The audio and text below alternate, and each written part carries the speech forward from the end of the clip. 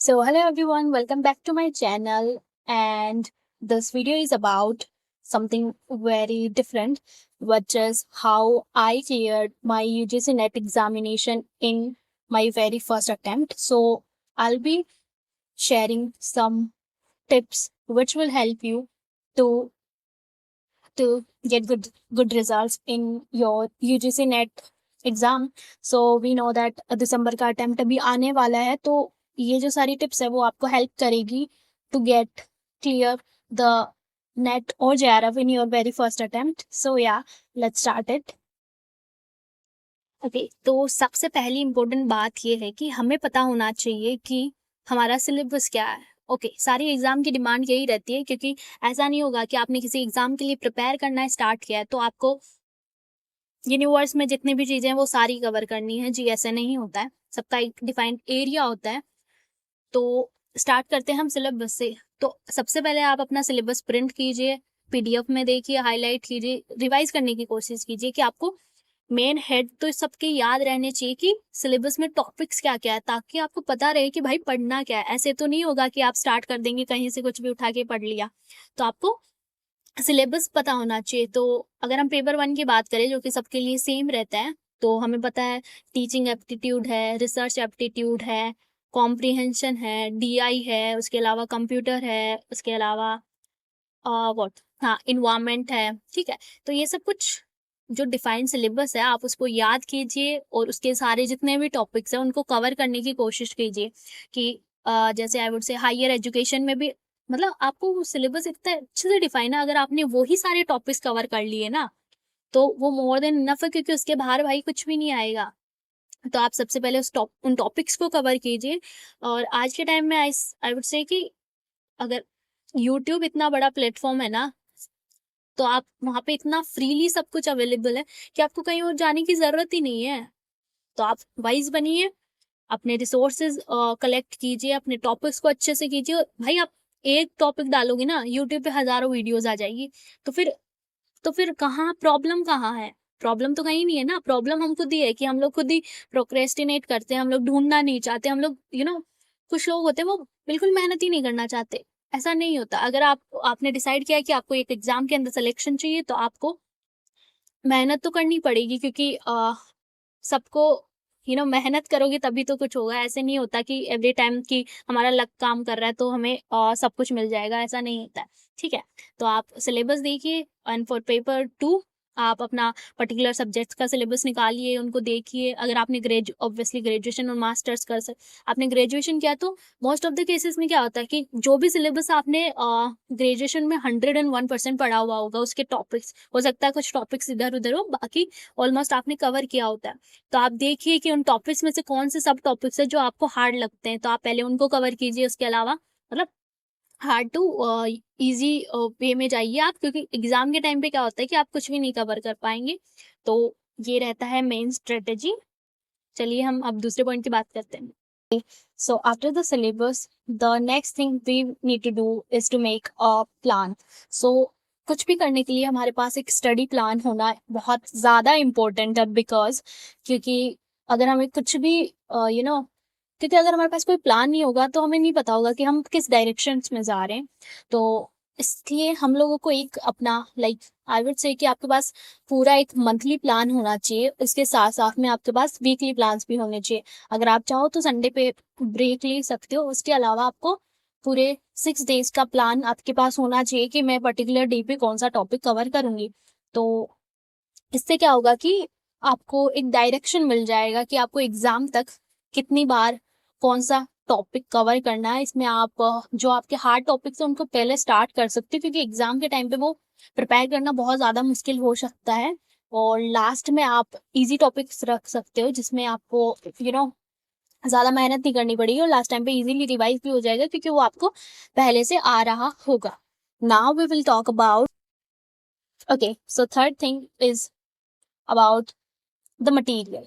तो कौन सा मटीरियल आपको फॉलो करना चाहिए? तो आपका मटेरियल हमेशा कंसाइज होना चाहिए. अगर आपने एक बुक पहले चूज कर ली तो आपको उस पर स्टिक रहना है, क्योंकि सब अपना अलग अलग रिसोर्सेज यूज करते हैं. तो ऐसा नहीं हो सकता कि आप ये वीडियो देख के पर्टिकुलर सोर्स चूज कर लो, फिर किसी दूसरे वीडियो में किसी ने कुछ और बताया तो आप वो चूज कर लो।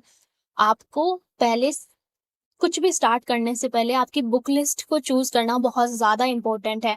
तो like for paper 1 you can start with KVS Madan. उनकी बुक बहुत ज़्यादा कंसाइज है और उसमें सारे टॉपिक्स कवर किए हुए हैं, like teaching aptitude, research aptitude, या फिर आई वुड से कि पूरा पेपर 1 जिसकी यूनिट 1 से 10 तक उसमें सब कुछ दिया हुआ है। उसके अलावा आप यूट्यूब वीडियोस पे भी हेल्प ले सकते हैं। भरत कुमार सर का जो फ्री वीडियोस अवेलेबल है for paper 1, they are really very very important. मैंने वही सिर्फ किए थे और just because of that I was able to clear my UGC NET examination.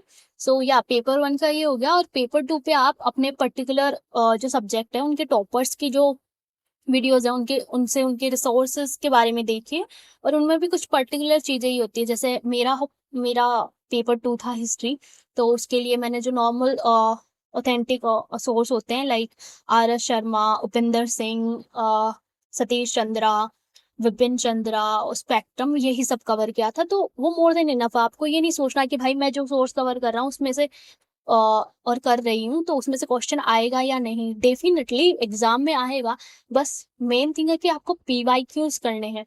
PYQs से आपको आइडिया मिल जाएगा, मेजर थीम्स मिल जाएगी। लाइक अगर मैं एंशिएंट इंडिया की बात करूँ तो उसकी कुछ पर्टिकुलर थीम्स होती है, लाइक वो मौर्यन पीरियड पे हमेशा क्वेश्चन पूछते हैं, अशोका पे पूछेंगे, उसके धम्मा पे पूछेंगे, तो ये इंपॉर्टेंट थीम है। आप IBC की बात कर लो, अब पता है IBC से कॉन्सेप्चुअल क्वेश्चन ज्यादा नहीं बनते, फैक्चुअल चीजें भी वो लोग पूछते हैं, लाइक क्रोनोलॉजी पूछ लेते हैं साइट्स के एक्सकवेशन की। तो आप पैलेलिथिक, मेसोलिथिक, नियोलिथिक सारे पीरियड्स की साइट्स को देखिए। तो कुछ मेजर थीम्स होती है, लाइक दिल्ली सल्तनत से वो हमेशा क्वेश्चन पूछते हैं। तो आप PYQ से थीम पिकअप कीजिए। और उसके अलावा यूट्यूब की मैं बात करूँ तो टेक्स्ट बुक जो चैनल है उसमें अश्विनी सर के वीडियोस से मुझे बहुत ज़्यादा हेल्प मिली थी, क्योंकि उन्होंने 2013 से लेके सारे PYQs करवा रखे, तो मैंने उनके वही वीडियो से PYQs कवर किए थे। उसके अलावा next thing is mock test and revising the step. तो क्या होता है ना कि रिवाइज आप तभी कर पाओगे जब आपने एक बार किसी चीज को कंप्लीट कर लिया। तो सबसे पहले इंपॉर्टेंट स्टेज था कि आपको सारा सिलेबस कंप्लीट कर लेना है, या फिर वो जो मेजर थीम्स है जिनसे हमेशा क्वेश्चन आते हैं वो तो आपको कर ही लेना है। वो करने के बाद में हम स्टार्ट करेंगे रिवीजन। तो रिवीजन में भी आप एक्टिव रिकॉल से रिवाइज कीजिए, वो बहुत ज़्यादा इफेक्टिव वे है। एक्टिव रिकॉल में क्या होता है कि मैं अपना बताती हूँ, लाइक अगर मैंने कुछ भी पढ़ा है दिन भर में तो शाम को मेरा रहता है कि मैं एक्सरसाइज के साथ साथ वॉक भी करती हूँ। तो जब मैं वॉक कर रही होती हूँ तो मैं उस टाइम पे सारा एक्टिव रिकॉल करती हूँ कि आज मैंने क्या पढ़ा था, उस टॉपिक में क्या था, उसके बाद क्या क्या आया था। तो अगर आप कहीं पे भी फ्री टाइम में बैठे हो तो आप उनको एक्टिव रिकॉल कीजिए, आइदर आप उनको पेपर पे लिख के रिकॉल कीजिए। तो इससे क्या होगा कि आपको पता रहेगा कि किस टॉपिक में आपको कौन कौन सी चीजें याद रह रही है और कौन सी चीजें याद नहीं रह रही। और जरूरी नहीं कि हम सारा फैक्चुअल चीजें सारी याद ही रखें, कॉन्सेप्चुअल भी है ये एग्जाम, तो कॉन्सेप्ट्स पे भी क्वेश्चन आते हैं। तो आप पहले अपने कॉन्सेप्ट क्लियर कीजिए, उसके अलावा बाद में आप फिक्स पे जाइए, ठीक है। ऐसा नहीं होगा कि वो आपको पर्टिकुलर डेट बार बार में, ऐसे तो नहीं होगा कि अगर उन्होंने 150 क्वेश्चन दिए तो सब में फैक्ट्स ही वो पूछ रहे कि भाई कौन सी चीज कौन से पर्टिकुलर ईयर में हुई थी, ऐसा नहीं होता है। तो आप क्रोनोलॉजी पे ध्यान दीजिए, या दैट्स मोर देन इनफ। और इसके अलावा हम बात करते हैं लास्ट पॉइंट, जो कि है हाउ टू स्टे मोटिवेटेड। तो देखो, एग्जाम को आप प्रिपेयर कर रहे हैं तो स्ट्रेस सबको होता है। ऐसा नहीं होगा कि आप लोग हर दिन बिना किसी स्ट्रेस के और सक्सेसफुली अपना कवर कर पा रहे हो। बैकलॉग्स क्रिएट होते हैं बट इट्स ओके, सबके होते हैं ना सेम। तो ऐसा नहीं होता कि आप ही एक अकेले इंसान हो भाई जिसके बैकलॉग हो रहे हैं और किसी के बैकलॉग्स नहीं होते, सबके होते हैं, मेरे भी थे। सो उसका एक ये है कि आप कभी भी प्रोक्रेस्टिनेशन मत करो। अगर आपको पता है कि आपको एक दिन में 6 घंटे 8 घंटे जितना भी पढ़ना, आप वो पढ़िए ना। उसके अलावा 24 घंटे में से कितने घंटे आपके पास रहेंगे जिसमें आप अपना इंस्टाग्राम चलाओ, कुछ भी चलाओ, जो आपको यूज करना वो करो, क्योंकि सबका अपना एक पास टाइम होता है।